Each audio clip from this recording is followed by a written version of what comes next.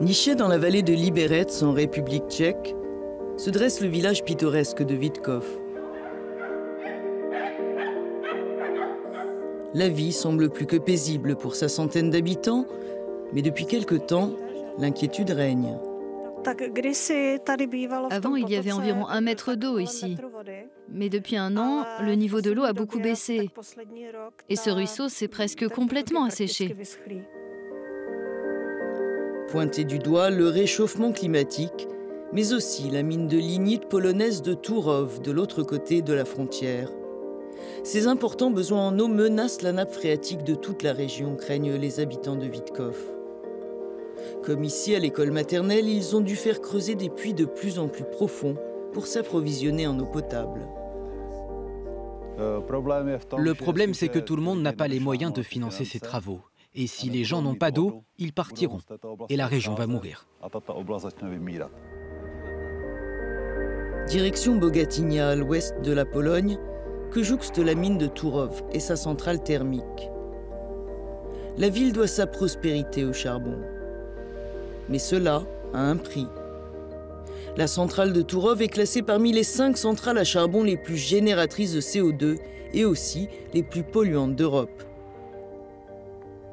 Ce quartier se niche au pied des cheminées de Turów. Nous avons rendez-vous chez l'un des habitants.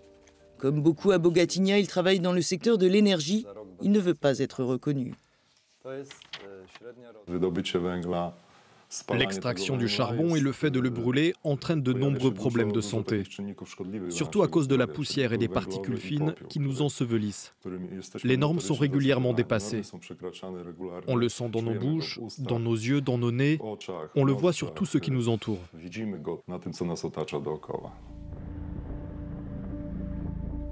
Là, ils sont en train de charger et stocker le charbon. Regardez, c'est juste à côté de notre lotissement.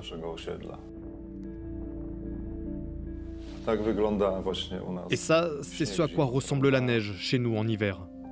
Ah oui, la neige est carrément noire.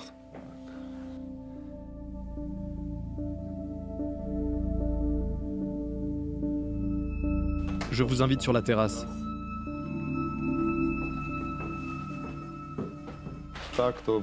Voilà à quoi ça ressemble un jour après qu'on ait nettoyé.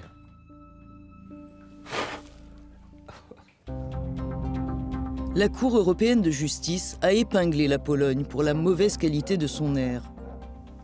En cause, outre l'industrie minière, l'utilisation du charbon pour le chauffage et la cuisine dans 40% des foyers.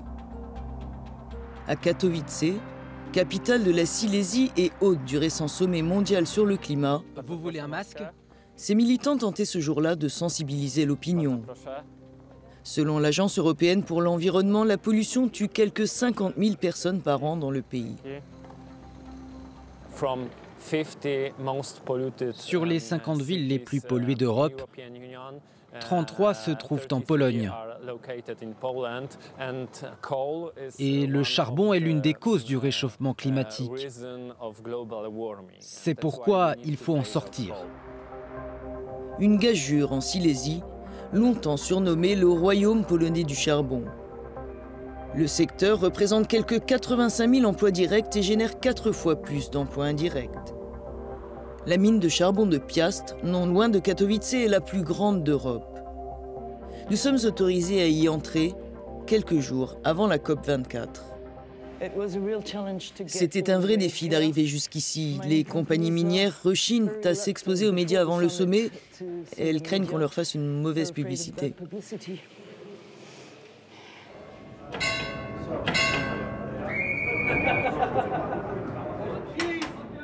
C'est l'heure du retour des mineurs. Ils viennent de passer 7 heures sous terre, à 5 et 600 mètres de fond. Radoslav est l'un des 3500 employés. À 29 ans, il entame sa 9e année ici. Le travail est pénible et dangereux, dit-il, mais il n'aurait pas imaginé faire autre chose. J'ai vu cette mine depuis ma fenêtre toute ma vie. Mon père était mineur, mes grands-pères étaient mineurs. C'est une tradition qui se transmet de génération en génération. Parfois, je me sens comme une loque humaine. J'ai mal au dos, j'ai mal aux genoux, j'ai mal aux jambes. Mais c'est la nature du métier.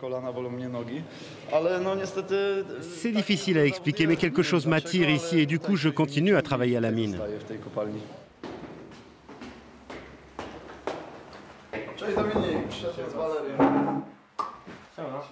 En dehors de la mine, Radoslav partage d'autres passions avec son ami et voisin Dominique, qui a fondé une agence de communication baptisée La Mine Créative.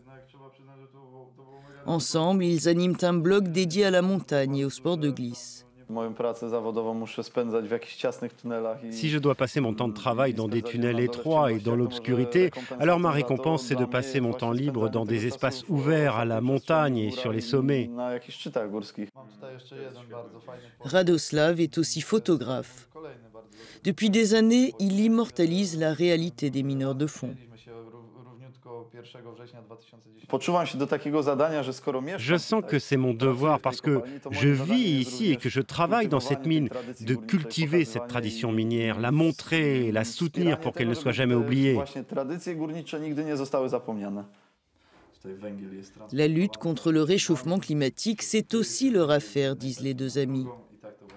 Mais elle ne peut se faire au détriment de la communauté dans laquelle ils ont grandi. Cette assimilation simpliste de ceux qui risquent leur vie pour extraire du charbon au réchauffement climatique, pour moi c'est du racisme social et c'est inadmissible. Je pense que nous devrions modifier notre mix énergétique sur le long terme en réduisant la part du charbon. Mais cela doit être un processus bien planifié. La fin de l'or noir, une perspective lointaine en Pologne qui tire plus de 80% de son électricité du charbon. Outre la construction d'une nouvelle centrale à charbon au nord du pays, plusieurs sites miniers doivent étendre leur périmètre en Silésie. Les nouveaux plans d'extension de la mine voisine de Piast, sous la ville d'Imielin, inquiètent les riverains. Tomasz veut nous montrer les dégâts déjà provoqués dans un village voisin. Tomasz, ce village a été affecté par les chocs miniers ? Oui, à cause des affaissements de terrain, les immeubles penchent, les maisons se fissurent. Parfois, on a même dû les démolir. Oh wow! C'est une sacrée fissure. Ici, il y a des activités minières intensives depuis 30 ans. Ils réparent, ça se dégrade. Ils réparent à nouveau, ça se dégrade à nouveau, et ainsi de suite.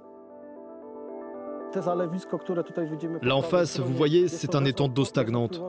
L'eau s'accumule et la mine ne la pompe pas. Cette forêt cesse de vivre parce qu'elle est sous l'eau. À l'entrée d'Imielin, les voies de chemin de fer se sont affaissées avec le terrain. Alicia nous y rejoint. Enseignante, elle aussi milite pour sauver sa ville. Ce chemin de fer est pour moi le symbole, d'un côté, de ce que notre ville est maintenant, elle est jolie, soignée, et de l'autre, de ce qui peut nous arriver. Nos maisons peuvent s'effondrer, ainsi que nos 2 réservoirs d'eau potable. À terme, Tomasz et Alicia craignent de voir la ville se dépeupler. La journée se termine dans cette maison d'Imielin. Bartek et sa voisine Anna nous y attendent. Leur quartier est éloigné du périmètre minier. Ils s'y croyaient en sécurité, à tort. Il y a de grosses fissures. L'encadrement de la porte s'est également affaissé. Et là en bas, il y a une fissure assez grande. Et ce mur est complètement fendu. Ma première secousse, je m'en souviens comme si c'était aujourd'hui. C'était peut-être notre 3e ou 4e nuit dans cette maison. Lorsque la maison a tremblé, j'ai sauté de mon lit et ensuite je n'arrivais plus à me rendormir. C'est même arrivé récemment, il y a eu une forte secousse. Oui, c'était le 20 octobre. C'était à plus de 3 degrés sur l'échelle de Richter. Des affaires dans les placards ont été renversées, des placards se sont ouverts, des tiroirs sont sortis. Nous avons retenu le téléviseur pour qu'il ne tombe pas. Nous n'avons aucun renforcement dans les maisons. Nous sommes sûrs que si la mine commence l'exploitation ici, à 180 mètres de profondeur, comme ils l'ont écrit, alors nos maisons disparaîtront.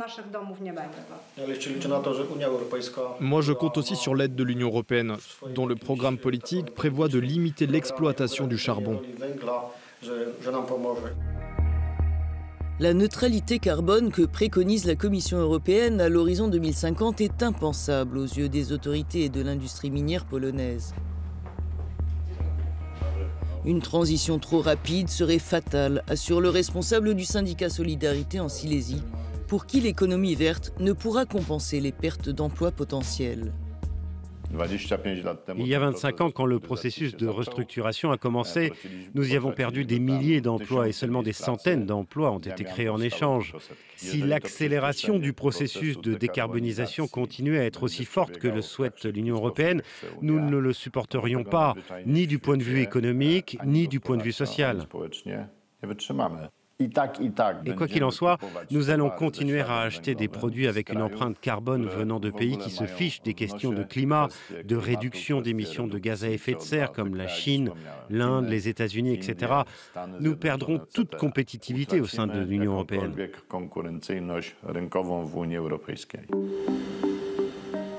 Les traces de la profonde restructuration du secteur du charbon en Pologne sont encore bien visibles. Si une partie du bassin minier a réussi sa transition, certaines régions accusent encore le coup. En Basse-Silésie, au sud-ouest du pays, la région de Wałbrzych a longtemps vécu du charbon. Mais faute de rentabilité, toutes les mines alentours ont été fermées, laissant des dizaines de milliers de personnes sans emploi. Beaucoup ici n'ont jamais digéré ce qu'ils considèrent avant tout comme une décision politique injustifiée. Comme cet ancien mineur rencontré au détour d'une rue. Regardez cette colline là-bas, près de la mine. Il y a plein de charbon. Du charbon, il y en a tant. Qui est-ce que cela peut déranger? On a besoin de charbon. Et ceux qui pensent autrement, vous savez...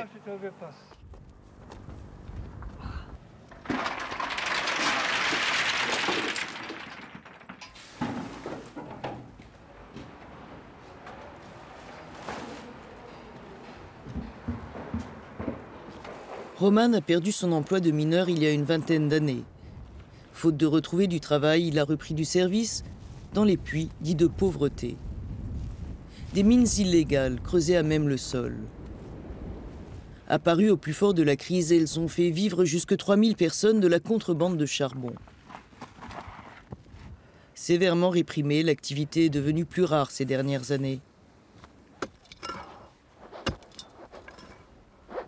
Roman vit aujourd'hui de petits boulots, mais vient encore ici de temps en temps pour arrondir ses fins de mois. Ça, c'est l'or noir de Wałbrzych. Ça peut s'écrouler sur ma tête, la terre pourrait m'écraser. Mais en général, on construit de manière à ce que ce soit sûr, qu'on puisse entrer, sortir, faire le signe de croix et tout va bien. Ce puits ne fait qu'environ 2 mètres de profondeur, mais d'après Roman, certains vont jusqu'à 15 mètres. Et il vient de poser 7 morceaux de charbon sur le manche de sa pioche.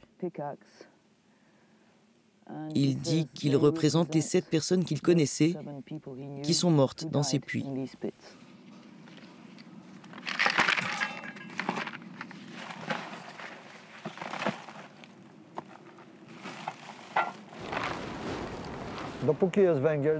Tant qu'il y aura du charbon, il y aura des puits de pauvreté. Les autorités viendront pour les ensevelir, mais les gens les rouvriront à nouveau, parce que le charbon était et sera toujours nécessaire. Ce jour-là, Roman n'ira pas vendre son charbon. Il le destine à l'un de ses voisins, lui aussi ancien mineur, puis maçon. Un accident l'a plongé dans la misère il y a une dizaine d'années.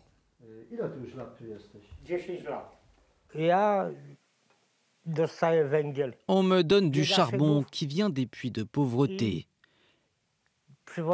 C'est Roman qui me l'apporte. Mon copain, le meilleur. Le gaz et l'électricité sont coupés. Avec une allocation sociale de 140 € par mois, Zbigniew ne peut pas payer ses dettes. Ça brûle bien. Je n'ai pas froid parce que je me chauffe. Si je n'avais pas de quoi brûler, alors... C'est chaud, oui, oui. Voilà. C'est comme ça. Direction la ville de Nova Ruda, à une quarantaine de kilomètres de là.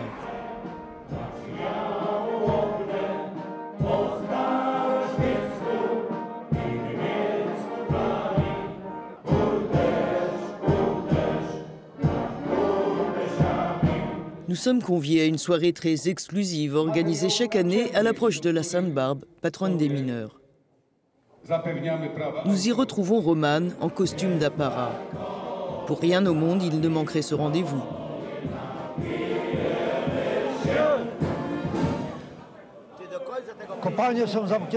Les mines sont fermées depuis de nombreuses années, mais nous, les mineurs, on se retrouve ici pour célébrer les anciennes traditions des mineurs. Partager une chope de bière, chanter l'hymne des mineurs.